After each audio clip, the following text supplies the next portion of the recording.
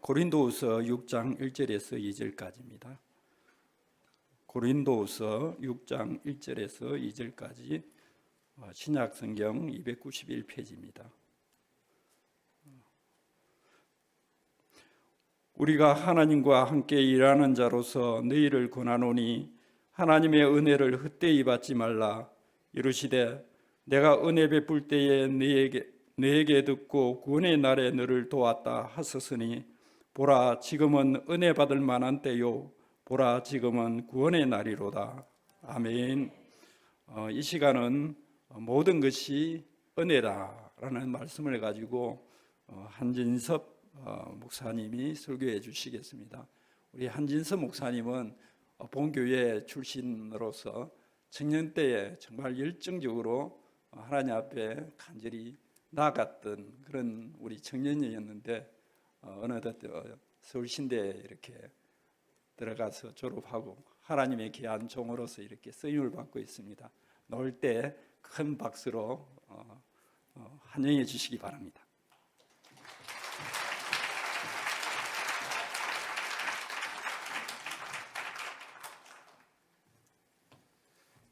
네, 할렐루야, 반갑습니다. 어떻게 식사는 맛있게 하셨습니까? 네, 식사 다들 맛있게 하시고 제가 이 마스크를 다 쓰고 있어서 누가 누군지 잘 모르겠습니다. 네, 마스크 벗으라는 건 아닙니다. 네, 오늘 말씀 제목이 모든 것이 은혜라는 제목으로 여러분과 함께 말씀을 나누기를 원합니다. 오늘 읽었던 이 말씀처럼 오늘 저와 여러분이 이 자리에 온 것도 하나님의 은혜인 줄 믿습니다. 하나님이 우리를 불러주시고 또 이곳에서 예배할 수 있도록 우리를 인도하신 줄 믿습니다. 네, 여러분 은혜가 무엇입니까? 은혜는 문자적인 의미로 하나님의 무조건적인 호의죠. 그래서 하나님의 은혜를 신학 전문 용어로 두 가지로 볼 수 있습니다. 첫 번째는 일반 은혜이고 두 번째는 특별 은혜입니다. 먼저 일반 은혜는 이 도덕과 양심이 회복되는 것을 말합니다. 그래서 우리가 일반 은혜를 받았다고 했을 때 올바른 것을 분별하고 올바른 사회생활을 하고 또 죄를 깨닫고 또 하나님의 그 진리를 밝히 하는 그런 일반 은혜가 있습니다. 그런데 이 일반 은혜의 한계가 있죠. 그것은 구원의 은혜를 알지 못한다는 것입니다. 하나님이 주시는 이 구원의 은혜를 깨달을 수 없는 것입니다. 그래서 우리에게 필요한 것이 무엇입니까? 바로 특별 은혜가 필요합니다. 특별 은혜는 하나님이 우리에게 주시는 구원의 은혜입니다. 하나님을 믿는 백성은 이 구원의 은혜가 있어야 하는 줄 믿습니다. 이 구원의 은혜가 있는 자에게 죄에 대해서 회개가 있고 또 하나님께 돌이키고 나의 삶을 하나님 앞에 온전히 드리면서 성화의 삶을 다시금 살아갈 수 있는 줄 믿습니다. 여러분 원하기는 저와 여러분 안에 이 일반 은혜가 있고 이 특별 은혜가 늘 우리 안에 주어지기를 주의 이름으로 축복합니다. 그래서 말씀 속에 늘 순종하는 여러분 되시기를 바랍니다. 오늘 말씀해 보니까 이 특별 은혜가 나옵니다. 고린도후서 6장 2절 말씀해 보니까 이렇게 말씀하고 있습니다. 이르시되 내가 은혜 베풀 때에 너에게 듣고 구원의 날에 너를 도왔다 하셨으니 보라 지금은 은혜 받을 만한 때요 보라 지금은 구원의 날이로다. 할렐루야. 여러분 이 말씀에서 하나님의 은혜가 언제 우리에게 주어진다고 말합니까? 언제 은혜를 받으라고 말씀하십니까? 지금이죠. 그렇죠? 현재입니다. 하나님의 은혜는 항상 현재적입니다. 그래서 내가 오늘 성경 보고 내가 오늘 기도해야 되는데 아니야 내일로 좀 미루지, 내일 기도하자, 내일 말씀 보면 되지. 여러분 이런 속삭임은 대부분 마귀가 주는 속삭임임을 잊지 마시기 바랍니다. 여러분 그래서 은혜 받는 장소는 항상 현재적으로 우리가 은혜 받기 위해 이 자리에 있는 것이고 늘 주님 앞에 그렇게 나아가야 됨을 믿으시기 바랍니다. 할렐루야. 네, 그래서 하나님의 은혜가 이 만나와 메추라기처럼 작은 은혜가 우리에게 있을지라도 늘 감사하며 그렇게 사시길 바랍니다. 그 은혜 속에 늘 거하시는 여러분 되시길 바랍니다. 주일에 이 담임 목사님을 통해서 여러분이 이미 은혜 받으신 줄 믿고 또 교육자를 통해서 전해지는 말씀을 통해 은혜 받으신 줄 믿고 저는 오늘 저의 간증을 좀 나누려고 합니다. 괜찮으시겠습니까? 네. 대현 선교회에 있었을 때 제가 또 은혜를 누리고 또 받았던 것들을 잠시 나누고자 합니다. 네, 먼저 이곳에 간증할 수 있도록 불러주신 우리 담임 목사님께 먼저 감사드리고요. 또 제가 이제 목회자가 되기 위해서 고민을 참 많이 했습니다. 그러다가 고민하다가 한 3년을 방황을 했어요. 물론 교회는 계속 나왔습니다.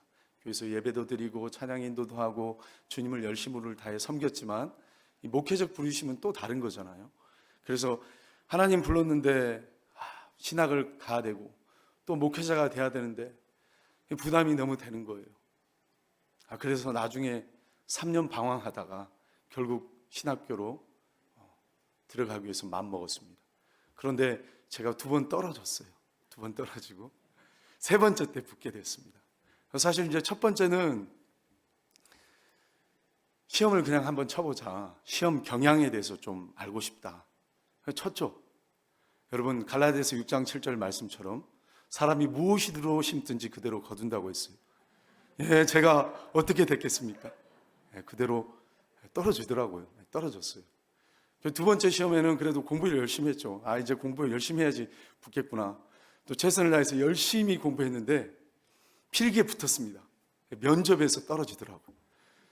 면접에서 떨어지니까 이거 하나님 부르심 맞나? 하나님 나를 불렀는데 확신이 내 안에 있는데 왜 시험에 떨어졌을까? 고민했습니다.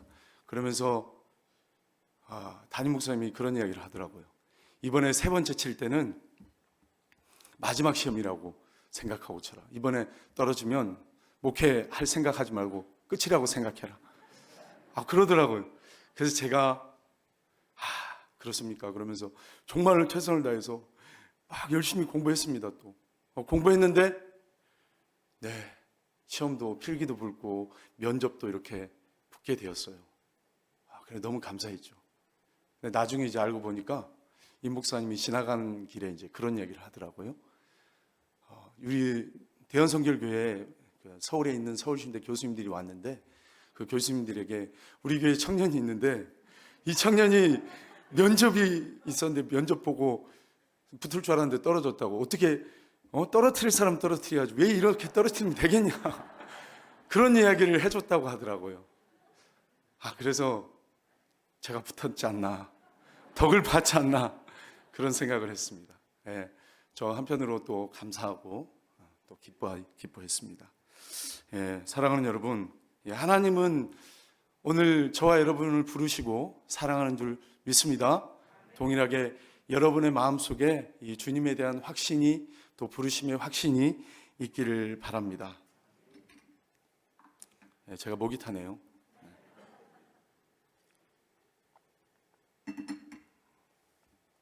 제가 이제 대형교회가 모교회인데 담임 목사님이 이 부임하기 전부터 사실은 대형교회 성도였습니다. 저기 있는 상가 건물 전에 구성전이죠. 거기서 청년이었어요. 청년부 활동도 하고 또 그렇게 보냈습니다. 이제 대현 선교회를 떠난 지가 벌써 14년 가까이가 된 것 같아요. 그 기간 안에 거의 제가 한 번도 찾아뵙지를 못했는데 또 이렇게 함께 만날 수 있고 또 대화 나눌 수 있게 되어서 감사하고요. 우리 얼굴을 보면 집사님도 아는 분도 있고 또 권사님들, 안수 집사님들, 또 장로님들, 이 장로님들 얼굴은 다 아는 것 같아요. 또 연세가 있는 분들은 대부분 아는 것 같은데 젊으신 분들은 잘 모르는 것 같습니다. 아무래도 제가 간증을 나눌 때 잘 또 들어주시고 간증은 간증일 뿐 여러분 하나님의 말씀을 선포하는 목회자를 통해서 은혜 받으시고 또 말씀 그 자체를 통해서 은혜 누리시기를 주의 이름으로 축복합니다. 간증을 통해 참고만 하시면 됩니다. 먼저 제가 회심한 사건을 잠깐 나누겠습니다. 제가 예수 믿게 된 것은 이제 고등학교 2학년 때 했거든요. 그때부터 이제 대현성결교회를 나오게 되었고 예수를 믿게 되었습니다. 그런데 이 상가 건물전에 이 구성전에서 예수님을 믿게 되었는데, 제가 고등학교 2학년 전에는 이제 예수님을 전혀 몰랐거든요. 주님을 모르는 상태에서 이렇게 신앙생활하고 그렇게 하다가 한 사건이 있었습니다. 제가 이제 전라남도 고흥이 제 고향이기도 하고 중학교 때 여기 부산으로 이사 와서 그때부터 부산에 있었는데, 전라남도 고흥에서 거기에 가서 이제 친구를 만났죠. 친구를 만나서 재밌게 놀았습니다. 오토바이를 타고 막 놀았는데, 혹시 88 오토바이라고 아시나요? 연륜이 있는 분들은 아실 거예요. 88 오토바이 타고, 그 친구 아버지 오토바이인데 열심히 그 친구가 타고 저는 뒤에 타고 너무 재밌게 놀았습니다. 그 당시가 시골이었지만 비포장 도로였어요. 사람도 없고 또 오토바이나 뭐 차도 많이 없고, 그러다 보니까 너무 재밌게 이 마을에서 저 마을 막 왔다 갔다 했어요. 그게 너무 재밌더라고요. 그런데 막 100km, 120km 달리니까 눈에서 이렇게 눈물이 막 흐르는데, 워낙 세게 달리니까 막 눈물이 여기까지 다 번지는 거예요. 너무 재밌었습니다. 그리고 이제 도로가 없는데도 한번 가보자. 도로 없는데 갔어요. 근데 그 여름날 정말로 구름이 하나도 없는 파란 하늘이었습니다. 그곳에서 이제 비포장도로를 달리는데 울퉁불퉁하고 도로가 안 좋잖아요. 나중에 펑크가 팍 난 거죠. 근데 이거 큰일 났다. 이 더운 여름날 집까지 가려면 이제 큰일 났다. 밖에 바람 빠지기 전에 빨리 가자. 타라. 가자. 부릉부릉하고 막 가는데 모내기 하는 거기 아저씨가 갑자기 저희를 향해 그러는 거예요. 아니, 오토바이 그거 빵꾸난 거 그렇게 타고 가면 안 된다고. 그렇게 빵꾸난 거 타면 이제 오토바이 그거 망가진다. 아예 망가져. 그거 끌고 가야 된다. 여러분, 그 2명의 고등학생의 청년이 그 말을 들었겠어요?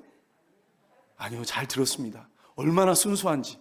그 아저씨의 말을 듣고 끌고 이제 가는 거예요. 여러분, 그런데 한 5분, 10분 가는데 너무 더우니까 온몸이 땀이 막 속옷까지 다 젖는 거죠. 그리고 이제 너무 더워서 이 정자 같은 곳이 있더라고요. 그곳에 들어가서 이제 갑자기 그 친구가 기도하자고 하는 거예요. 네, 저는 이제 예수를 안 믿었기 때문에 그 친구가 이제 기도하고 자니까 손 모았죠. 손 모으고 실눈을 뜨고 그 친구 뭐 하나 쳐다봤습니다. 그랬더니 그 친구가 뭐라 기도하더니 갑자기 그 파란 하늘에서 저 산 봉우리 있는 데서 구름 하나가 이렇게 쫙 오다가 우리 가는 길을 이렇게 덮어주는 거예요. 그래 너무 신기한 거죠. 그래서 거기를 이제 딱 지나가면서 정말 하나님 살아계신가? 하나님 살아계신가? 이렇게 의문이 들었어요. 그리고 이제 그날 저녁에 또 제가 이빨이 너무 아픈 거예요. 이가 너무 아파서 있는데 그 친구에게 이야기했더니 또 기도하자고 그러는 거예요. 기도했습니다. 저는 그 친구가 막 또 기도하는 거죠. 그러더니 이 아픈 이에서 갑자기 회오리 반응 같은 것이 샥 일어나더니 이가 이렇게 아프지가 않더라고요. 제가 그때부터 이제 고등학교 2학년 때 대원성결교회 이제 구성전에서부터 교회를 나오게 된 거죠. 여러분, 그런데 1년 동안 이제 교회 생활을 했습니다. 신앙생활 열심히 또 나름대로 했는데, 여러분, 이 기적과 이런 능력을 봤던 것 별거 아니었어요. 여러분, 기적의 한계가 있어요. 제 마음속에 교회를 나가야 되는데 나가고 싶지 않더라고요. 옛 습관이 있어서 옛날에 친구들하고 재밌게 놀았는데 주일날 교회 안 나가고 그냥 TV 보고 내가 원하는 대로 친구들하고 놀고 그랬는데 날마다 주일 되니까 시간 되니까 교회 가야 되네. 이게 너무 힘든 거예요. 그래가지고 교회 안 가고 싶어가지고 꾀를 부렸죠.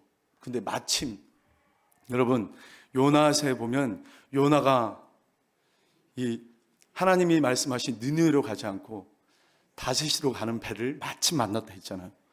저에게도 마침 방학이 돌아왔습니다. 딱 됐다. 이제 시골에 내려가자. 그래서 시골에 내려가기 위해서 마음 먹었어요.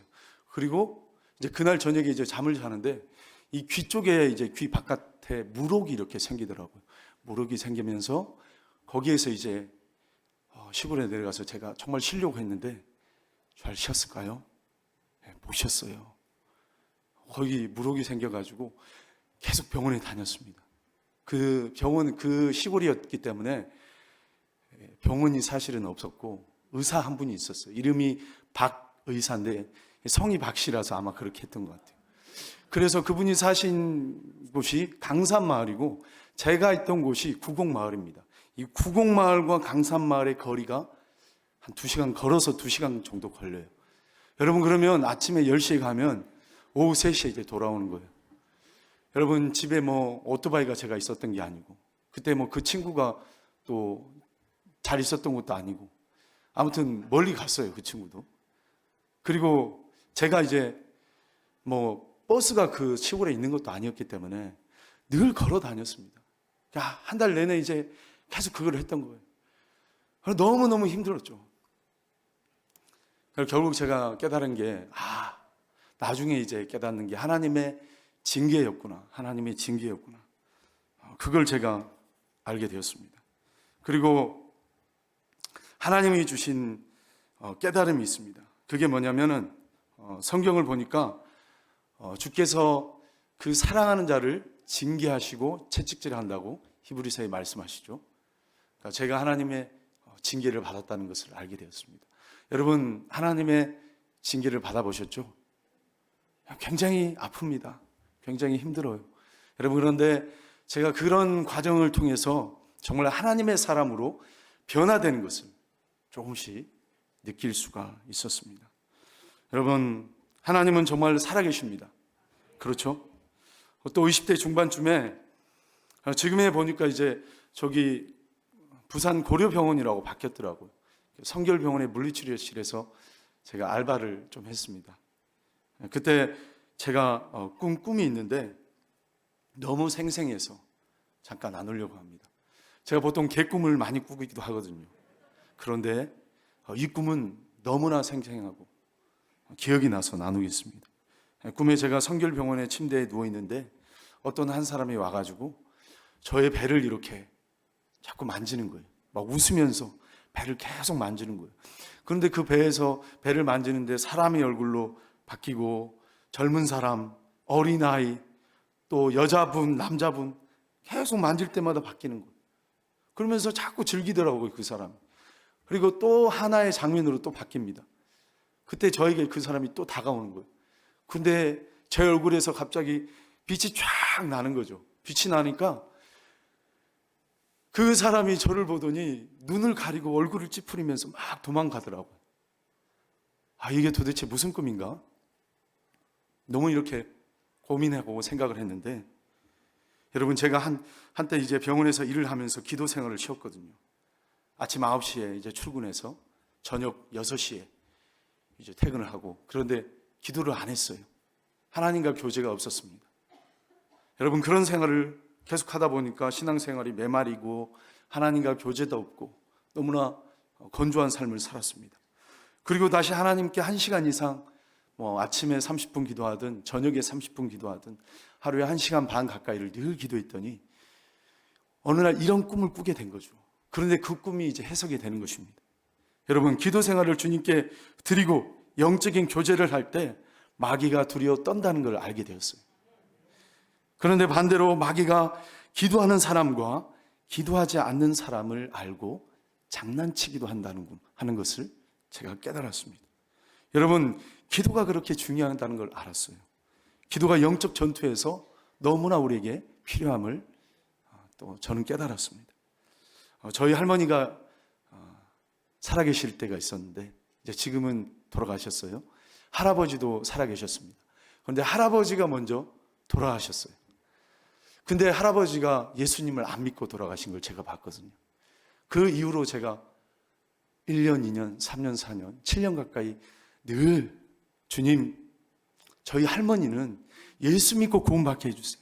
정말 간절한 소원이 있었습니다. 저의 1순위의 간절한 소원이었습니다.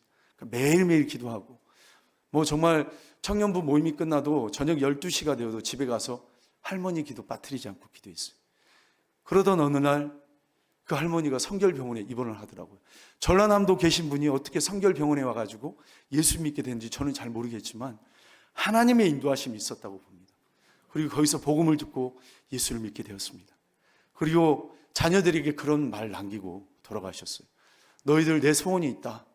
너희가 다 예수 믿는 게 내 소원이다. 다 교회에 나가야 된다.